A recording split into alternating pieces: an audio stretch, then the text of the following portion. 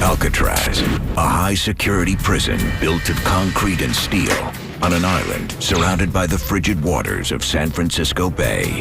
This was extreme. No prison in the world that had the type of security that we had here. For almost 30 years, Alcatraz Federal Penitentiary was the country's toughest prison, a living hell for high-risk and high-profile troublemakers. Men like Al Capone, Machine Gun Kelly, and the Birdman, Robert Stroud.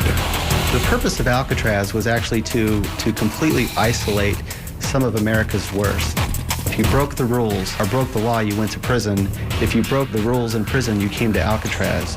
It's a prison where every inmate learns one thing: there is no way out.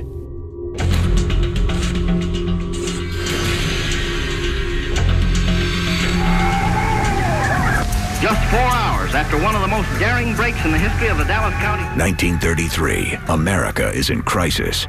The Great Depression and Prohibition unleash a massive crime wave. Criminal syndicates rule the big cities, and gangsters and hoodlums are robbing banks across the country. We should all be concerned with but one goal: the eradication of crime. FBI Chief J. Edgar Hoover petitions for a supermax prison.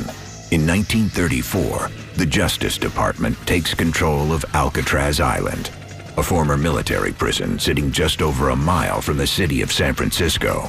The goal: create a high-profile facility for the worst of the worst, the toughest of the tough. It becomes a prison that revolutionizes confinement. It aims to punish rather than rehabilitate. Some will survive using their brains or their brawn. Some will fight back, unwilling to give in. Others will break under the strain, and some will make a desperate run for freedom. The prison's first line of defense: cold steel bars. Since at least the 19th century, jails have used metal bars to hold criminals. But as long as there have been prison bars, there have been prisoners clever enough to break through them.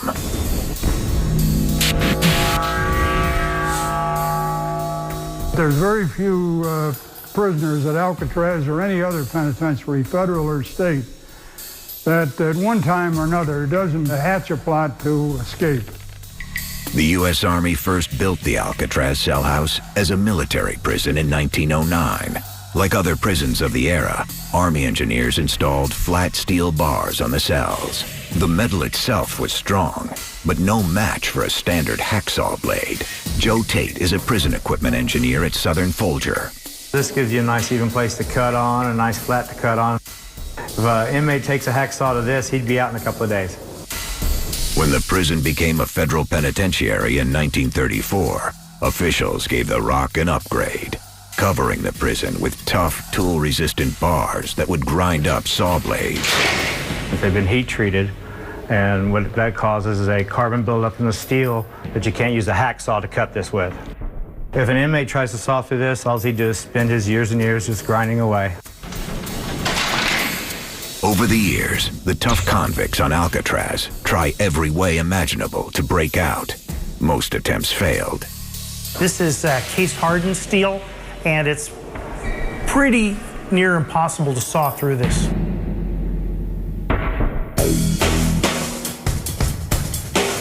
In 1939, one inmate attacks the bars in a unique way. Convicted gangster Arthur Doc Barker, son of the infamous Ma Barker, is a murderer, kidnapper, and armed robber. He receives a life sentence on Alcatraz. A few years later, Doc spots a way out and begins plotting his escape. He's locked up in the D-Block isolation unit. D-Block is one of 2 cell blocks federal authorities failed to upgrade with the tool-resistant bars. The reason they didn't upgrade the entire cell house to the tool-proof steel was simply a matter of economics. This was an old aging building, and the money only went so far in the depths of the Depression. With a smuggled hacksaw blade, Doc and 4 accomplices saw their flat D-Block cell bars so they can enter and leave as they want, hiding the cuts with paint. They would push them down and then we're able to call through. But Doc and his gang still need to get through the round window bars. These tool-resistant bars are much stronger than the flat bars. The tool-resistant bar is nearly impossible to saw through with a standard saw. The reason? Hardness. A tool-resistant bar has more carbon, which makes the metal harder. When a bar is heat-treated and quickly cooled, the atomic structure shifts, making it more difficult for a blade to cut. Heat treating has been around for a long time. Any blacksmith who makes horseshoes or a swordsmith has been using it for years and years and years. Hundreds of years. Thanks to the added carbon and heat treatment, the tool-resistant bars on Alcatraz are about the same level of hardness and strength as a hacksaw blade, the very tool many inmates would use to try to cut the bars. Whenever one tries to cut something with a material of the same strength or less, it can't do it. It's like trying to cut concrete with concrete. You can't do it. You need something stronger. Doc's solution is ingenious. He has other cons build and smuggle a bar spreader into the cell house, a crude mechanical device that uses pressure to break the bars. A bar spreader is essentially like a car jack, and as you crank it and it opens, it's going to put an enormous amount of force in the bars and spread them. They would break because they're fairly brittle compared to mild steel. January 13th, 1939. Doc and his 4 accomplices slip out of their pre-cut cells and snap the window bars with the bar spreader. Now, outside the cell house, they head to the water and begin building a driftwood raft. Suddenly, guards spot them. Shots ring out, and 4 of the 5 men surrender, but it's too late for Doc. Doc Barker was shot in the head. He did not make it. The escape attempt is a tragic failure, but Doc and his associates found a way through the maze of cell house bars. Nearly 24 years later, a determined inmate devises another clever way through the bars. He was very ingenious in that he used some very simple tools to effect his escape. John Paul Scott is a convicted armed robber with a troubled history. 3 years after Scott arrives on the Rock, he is working in the Alcatraz kitchen basement. Luckily for Scott, security there is looser than in the rest of the prison. Down in the kitchen basement, they had a certain amount of time where they can work the bars. For a few minutes every day, Scott heads to the basement with a variety of tools, including a simple piece of string dipped in floor wax and covered with scouring powder. He methodically saws at one of the window bars. It's a brilliant use of available materials. It takes him more than a year, but he finally cuts through the bars. On December 16, 1962, Scott and an accomplice, Darrell Parker, make their way through the window and down to the water with another simple tool, rubber gloves. The 2 men make floats and set off from Alcatraz. Parker doesn't get far, but Scott makes it to San Francisco, where he washes up on shore, half frozen.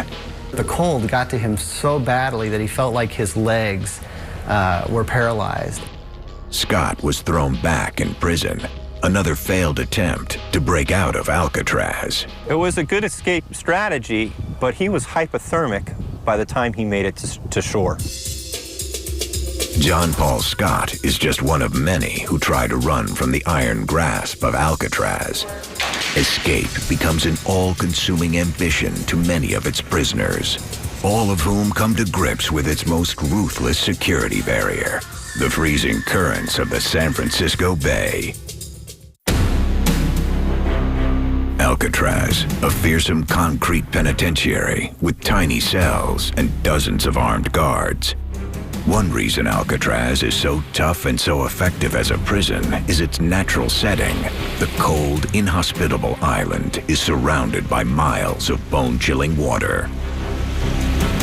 Well, the water is so rough. This is a very treacherous bay out here. When that water is going out, it's dangerous. When it comes to providing a security barrier, the San Francisco Bay is no ordinary body of water.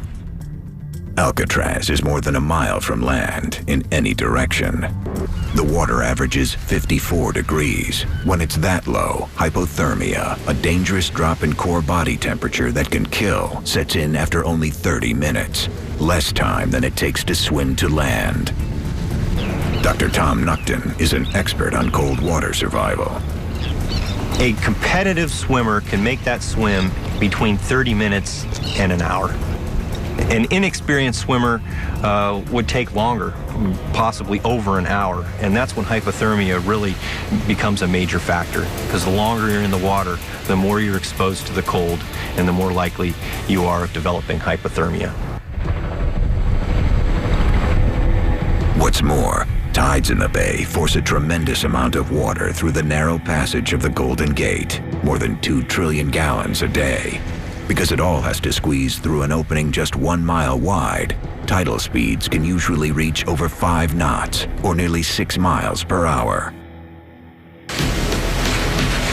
For inmates who dream of escape, the bay water looms as the toughest obstacle of all.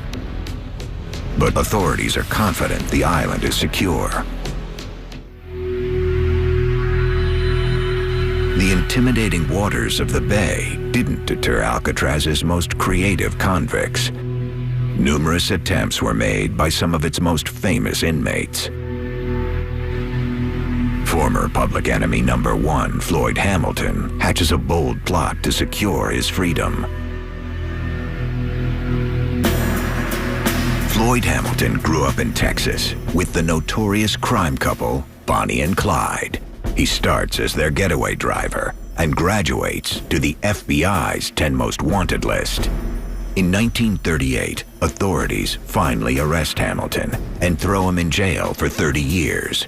His first stop, Leavenworth Prison in Kansas. But after a failed escape attempt, authorities send the infamous inmate to Alcatraz. They hope he stays locked up and out of the headlines. Floyd Hamilton's strategy is to blend in. His good behavior earns him a coveted prison privilege, a job in the prison industries building making cement blocks. Hamilton knows the guards will not hesitate to shoot, but he has 2 advantages on his side. The industries building is located near the edge of the island, with easy access to the water. Even better, the building is L-shaped. Tower guards can only supervise 1 section at a time, leaving other sections unguarded. The Industries building probably was one of the less secure buildings on the island. I think it was absolutely tempting that they were right on the edge of the island, and it must have looked so attractive to just simply get out of the building and get into the water and get away. While at work, Hamilton and his accomplices, bank robber James Borman, kidnapper and bank robber Harold Brest, and kidnapper Fred Hunter, secretly saw a steel mesh window and prepare to make their move. Then on April 13th, 1943, when guards leave them unattended, Hamilton and the others seize the moment. The convicts grab a work knife and hammer and wait. As the guards enter, the inmates attack. They tie them up and race for freedom. You're probably always thinking, well, we made it this far. Hamilton's gang quickly climbs out the window, drops down to the water below, and swims for it. Through the fog, a tower guard sees them and raises his rifle to shoot. He shoots and kills James Borman. Harold Brest is caught by his side.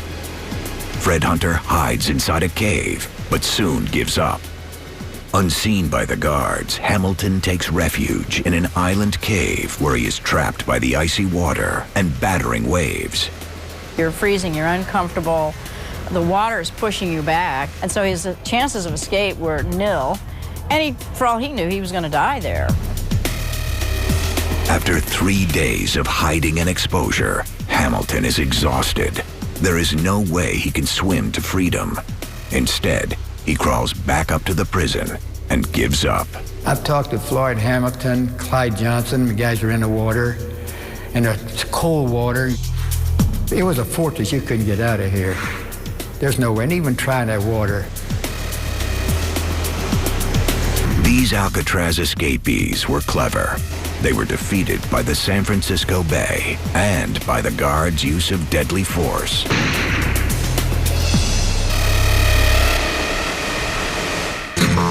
One Alcatraz inmate, John Giles, uses his wits and devises a clever plan to overcome the deadly waterway by not swimming it at all.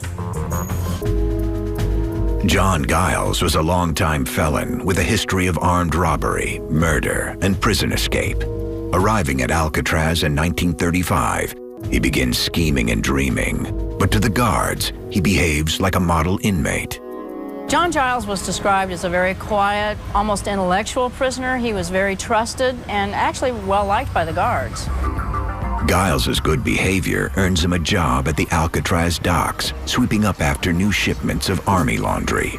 The guards trust him and sometimes leave him unsupervised.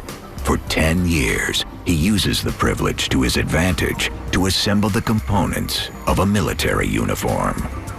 He probably did have a lot more freedom than the dock workers who were loading and unloading barges. And Giles put together an army uniform from military laundry that came over here, and he hid pieces of it, perhaps throughout the dock. On July 31st, 1945, a visiting army boat is about to embark, and Giles takes his chance. He puts on his assembled uniform and steps on board. He thinks he is going to San Francisco, and for a few moments, he can almost taste freedom. Instead, the army boat heads not for San Francisco, but for the isolated military dock on nearby Angel Island. While en route, the Alcatraz guards discover his absence. They chase him down, and when Giles's boat docks, guard Phil Bergen is there to greet him. When he came marching off, we were there with the handcuffs, and he just took one disgusted look at us and said, "I thought that GD tub was heading for San Francisco." The inmates started calling him Wrong Way Giles. Everybody kind of respected the attempt, even though they didn't like it, but they respected it. Alcatraz once again foils a carefully plotted escape plan. But is the prison truly escape-proof? The answer lies with the most famous escape attempt in Alcatraz history, Frank Morris and Clarence and John Anglin's Great Escape. When Morris and Anglin made their escape, it broke the myth that Alcatraz was escape-proof, because after all, they're gone. There's no more escape-proof. Decades after it happened, the 1962 Great Escape still stands out. In a prison full of clever inmates dreaming of freedom, Frank Morris and his crew may top them all. Their daring plan outwits nearly every element of the Alcatraz security system. You must understand that these inmates are confined in the cell 24 hours a day. They're out thinking you all the time. A correctional officer comes in, puts his 8 hours, and he goes home and he forgets about it. They're way ahead of us all the time. But was it the perfect escape? Despite a 17-year FBI manhunt that ends with no definitive answer, questions still remain as to how they beat Alcatraz's security. First, the bars and the concrete.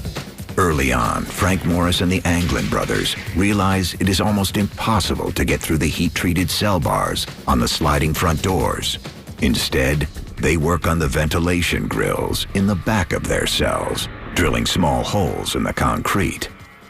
They used forks and spoon handles, and you have to remember that they're not like what you have in your drawer at home today. They were old heavy-gauge steel from the turn of the last century.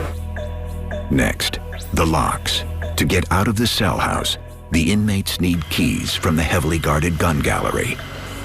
It's an enormous hurdle, so they find a different way out, through the roof.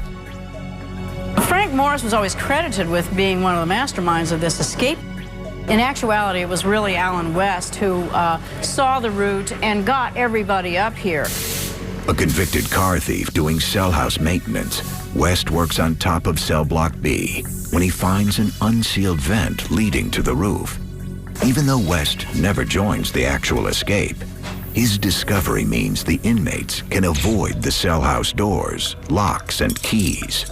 He saw that there was a blower here over B block, and he figured, and he was absolutely right, that that vent wasn't sealed. As with other Alcatraz escape attempts, the water is where things might have come apart. Frank Morris and the Anglin brothers come up with an ingenious plan: a rubber raft and life jackets. They stitch raincoats together and seal them with glue. But there is one important limitation. The first time that you could actually test the raft was the night you're getting in the water. And of course, you're getting in a homemade raft in the dark. In all likelihood, the makeshift raft gives way en route to land, dumping the 3 inmates into the cold, dark water. At this point, the inmates would be in trouble.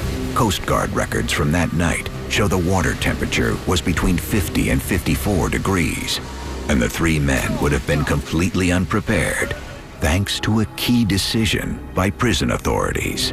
They reportedly had the shower water in Alcatraz kept warm, actually a bit warmer than normal, and that was to prevent the convicts from acclimatizing to cold water. The escape plan's next possible flaw? The tides.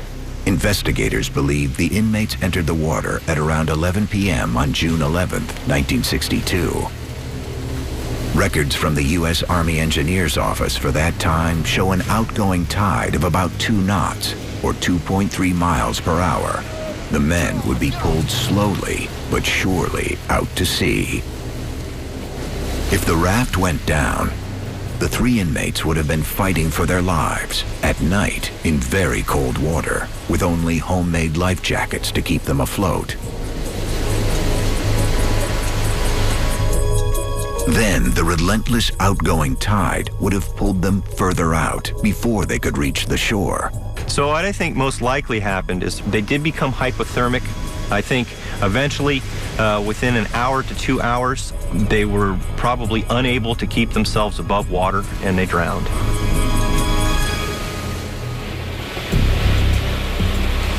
Some argue that the inmates could have survived the swim, and over the years, many people, from young to old, try to swim from Alcatraz to shore, and succeed.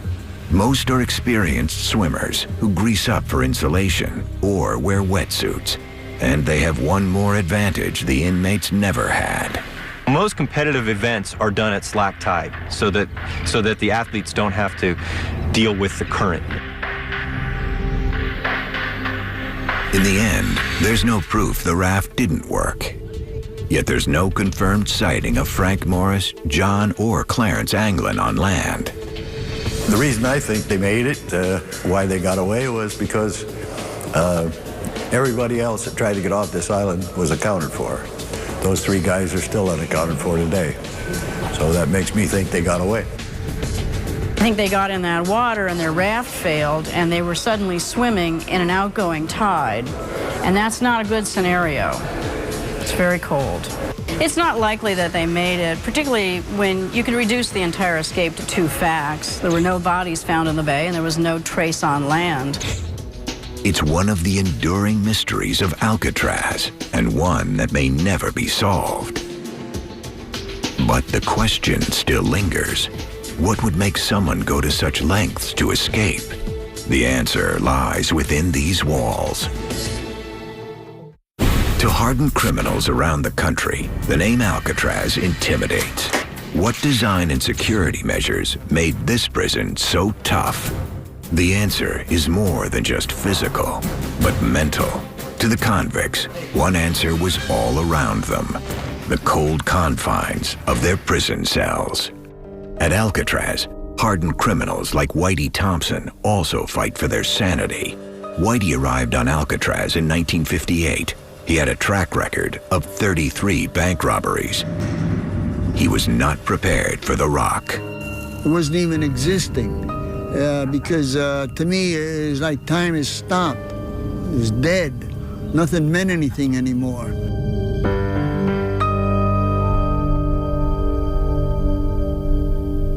During his days of crime, Darwin Kuhn was a reckless young man. He robs 5 banks in the Midwest and escapes from the Nevada State Penitentiary. But at Alcatraz, isolation and boredom wear Coon down. This is 127. This is where I spent 4 years of my life. It just starts to squeeze you, starts to close in on you. And I guess it's from the fact that you're in such a small area and not allowed to go any further. You lose the sense of reality, and you wonder whether you're part of the real world.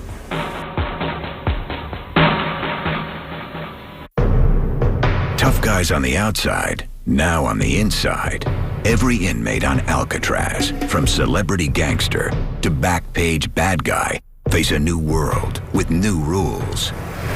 The challenge? Adapt, conform, and survive. But some suffer a complete physical, mental, and emotional breakdown. To survive America's Devil's Island, even the country's most notorious gangsters have to adapt. They are big shots on the outside, but on the inside, they are just another inmate. 1920s Chicago. Al Capone, a wealthy mobster with a vicious mean streak, rules the city. Through murder and manipulation, he stays one step ahead of the law. Then, in 1929, the police arrest him for carrying a concealed weapon. They sentence him to a year inside Philadelphia's Eastern State Penitentiary. With no opposition from the warden, Capone transforms his primitive cell into a luxury suite, complete with rugs, elegant furniture, and a state-of-the-art radio. Following his sentence, Capone is free for a year and a half, then convicted for evading over $200,000 in taxes. This time, authorities sentence him to 11 years in prison. First, it is 2 years in Atlanta. Then authorities decide to separate, isolate, and control the infamous gangster. His new destination? Alcatraz. He was completely cut off, completely isolated from his other crime leaders that he had worked with. Alcatraz is designed to break its inmates, even street thugs like Al Capone. The key factors: a mind-numbing routine, a strict disciplinarian warden, and numerous guards steeled against corruption.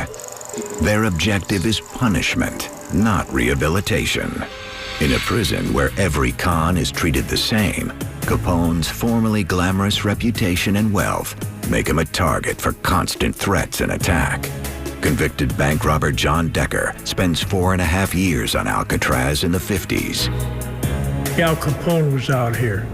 I mean, he was a big man, but he was Al Capone. That's all he was. Nobody come out here that I ever seen that impressed anybody else. We were all about the same. He had nothing special out here. Cut off from his fame, his fortune, his friends and power, Al Capone transforms. The former gangster gives up attempts of manipulation and chooses to blend in, doing his time like the others as a common criminal. He works in the laundry, even joins the prison band. Yet as time passes, he retreats further into his tiny cell, alone and miserable. By 1938, the 4th year of his sentence, Capone is a shell of a man. Capone's condition degraded seriously while he was on Alcatraz. He's got no power. He was stripped of everything. And I think it had to have been very discouraging. It turns out Al Capone is more than just beaten by punishment. He has an advanced case of syphilis. Before long, he is at times incoherent and partially paralyzed. Alcatraz authorities ship him to a prison hospital in Southern California, and in 1939 release him to freedom. 8 years later, Capone is dead, broken by his time on Alcatraz and his illness. The demoralizing environment has harsh effects on most of the inmates at Alcatraz, even the infamous George Machine Gun Kelly. During the 1930s, his wild crime spree captures the nation's attention until federal agents capture him. He he ends up on Alcatraz with a life sentence. Inside his tiny cell, he relives his glory days with endless stories. His cell neighbor, convicted bank robber and multiple prison escapee, Willie Radke. Now, I slept here, 240, Kelly slept here. This is 230, this is his old cell. Like I say, George had a sense of humor. He was always talking about these blondes and Cadillac cars. That was a big story about him. He was a storyteller. He'd say, did I tell you the time I was down in New Orleans, I had a new Cadillac car and a blonde? I said, yes, you did, George. Well, let me tell you about it. He's going to get on. He's going to go down to California, that blonde in a Cadillac car. That's all he ever dreamt about. Despite the big stories, Machine Gun Kelly is losing hope. During his 17 miserable years on Alcatraz, the infamous mobster comes to feel deep remorse for his crimes and eventually despair. The Rock beats him down and leaves him a common criminal.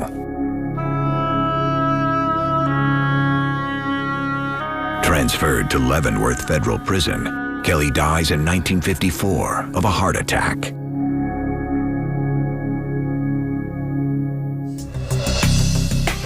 The cold confines of Alcatraz are secured by state-of-the-art metal bars and surrounded by the deadly currents of the San Francisco Bay. This island supermax, however, has even more horrors in store for those serving a sentence inside its concrete walls.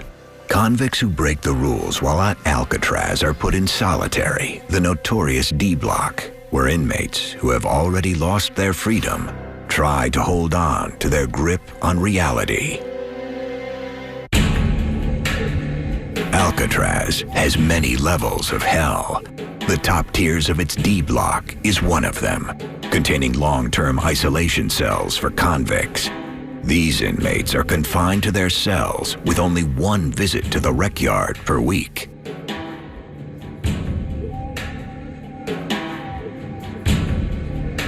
On the ground level are closed front cells known as the Hole. These barely lit chambers challenge any inmate's survival instincts. Jim Quillen is given 19 days in the Hole for attempted escape. To cope, he has to use sheer ingenuity. I had a gimmick that I would, as soon as I'd come in here, I'd pull a button off my coveralls. I would flip it, shut my eyes, turn around in circles, then get down on my hands and knees and see if I could find the button.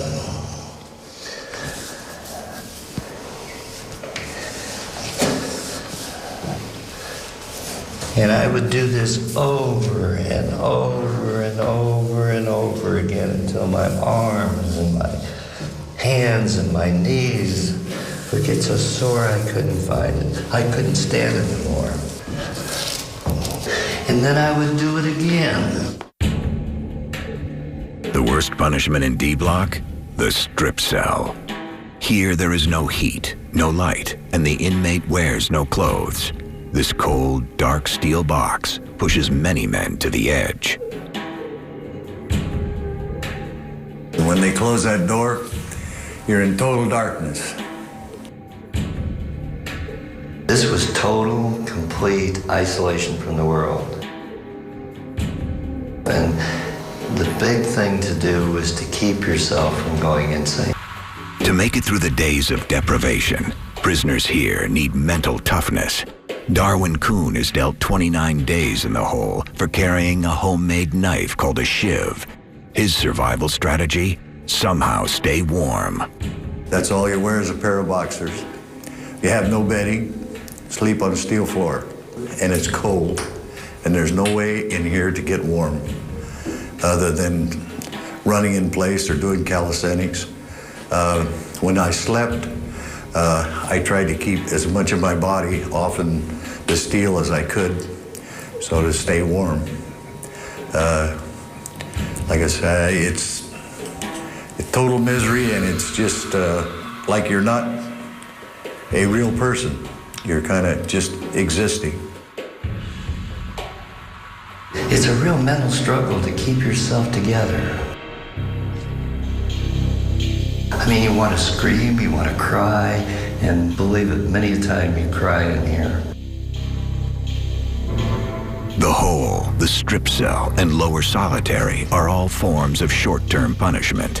For the most dangerous and most violent offenders who need to be separated from the prison population, there is one more punishment: permanent isolation. On the Rock, one prisoner experienced it more than all the others.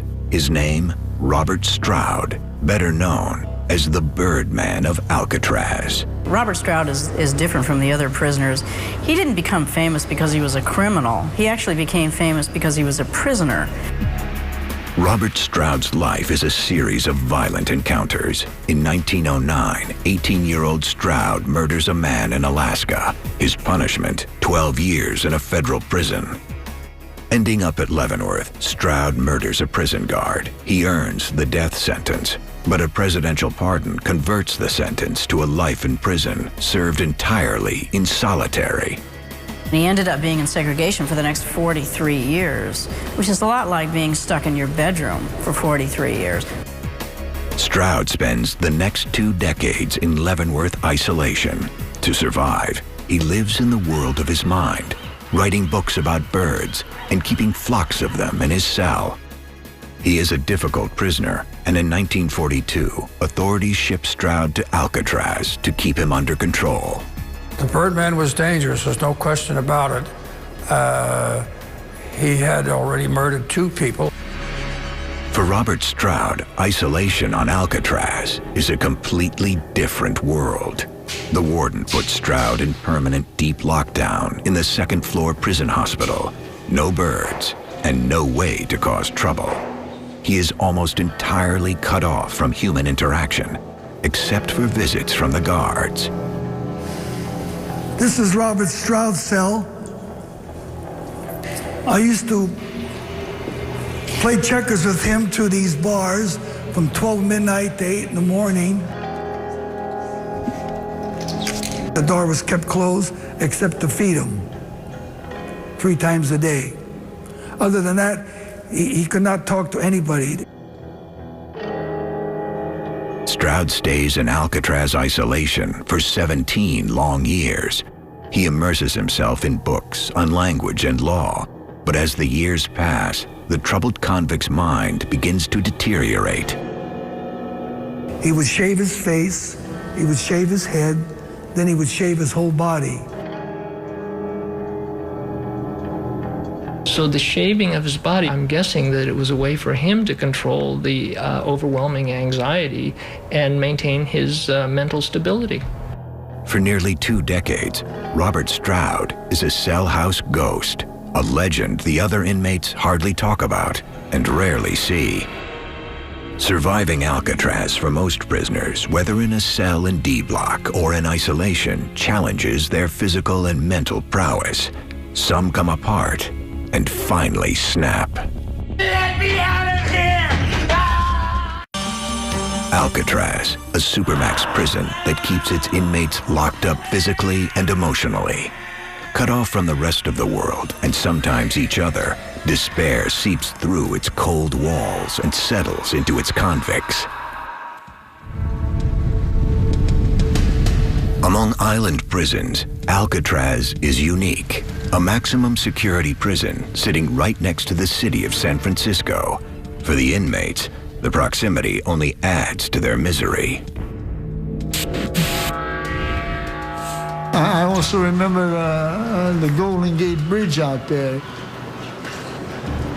And it used to just feel strange to me. Here I am, looking out this window at that bridge, and these hundreds of cars are going back and forth over that bridge, and not a one of them out there in that world even know I exist. While imprisoned at Alcatraz, notorious bank robber Henry Young is also tormented by the confines of the island prison. In 1939, Young, Rufus McCain, and 3 other inmates are caught during an escape attempt. They are punished with more than a year of isolation. Young blames McCain for the failed escape. Alone and bitter and mentally fractured, Young becomes more and more enraged. he focuses on plotting his revenge. After 2 years in isolation, the warden releases Henry Young back to his normal cell. Young gets a job in the model industries building. He seems stable, but deep inside, he is absorbed with payback. Despite the consequences, on December 3rd, 1940, Henry Young loses control, snaps, and brutally stabs and kills Rufus McCain. I think the crime has to be attributed to psychological effects of that solitary confinement. He had mounting anxiety, mounting rage that he didn't think he could control. He was somewhat disoriented. His judgment was less than adequate. And for all those reasons, he was sort of predisposed to doing something extreme and not very rational. And then the murder happened. One night in 1938, convicted post office robber Joe Kolonowski also snaps. A guard finds him ramming his skull into a concrete cell wall, trying to knock the noises out of his head. He does not succeed and has a psychotic break. Human beings require a certain amount of social interaction in order to maintain their mental health. If you take all of those things away, they tend to fall apart. Get the doctor! Most disturbing of all is the story of Rue Percival. In 1937, this convicted kidnapper snaps while on garbage detail. He chops at his hand with an axe, cutting off most of his fingers. Reduced to a babbling madman, he is transferred to the Alcatraz hospital. He chopped off his fingers, and that was an extreme act. Prisoners do extreme acts, and often it's to get attention for themselves. So that's a very sad state of affairs. Another expression of mental breakdown on Alcatraz is the unexplained and futile escape attempt of post office robber Joe Bowers. Arriving on Alcatraz in 1934, Bowers is a small-time thief among hardened gangsters and violent cons. Crushed by the harsh prison routine, he grows desperate. My opinion is the man that attempts to escape is the man that's given up on life. They figure that they're tired of that routine and they take a shot at it. Bowers works at the garbage incinerator right on the island's edge. The temptation is too strong, and on April 27, 1936, Bowers starts over the wire fence. A guard yells for him to stop, then fires 3 shots. Bowers falls 75 feet to his death. He never has a chance. There were quite a few people that witnessed that and were pretty horrified. But some of the prisoners thought it was murder and others thought it was suicide. It is likely Joe Bowers knew he would be shot trying to escape, but he also knew he could not bear life on Alcatraz.